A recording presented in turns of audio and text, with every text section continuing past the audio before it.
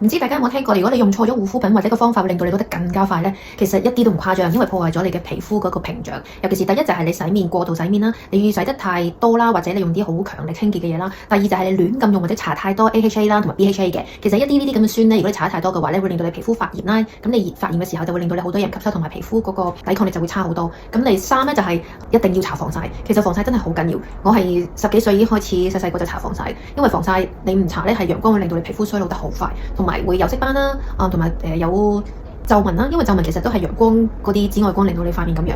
仲有就係唔好用過多一啲 active ingredients，即係一啲活性成分。如果你真係想用多啲活性成分嘅嘢呢，我就建議逐少咁樣慢慢去等啲皮膚適應，跟住慢慢逐樣去加，咁會安全好多。最緊要唔好令皮膚發炎，一發炎你啲蛋白質個膠原就會係咁流失，咁你就有紋出嚟㗎啦。咁其實護膚品最緊要3步嘅啫，就溫和清潔啦、保濕同埋一定要防曬。總之護膚唔係越多越好，係最緊要用得啱，咁就一定會中伏啦。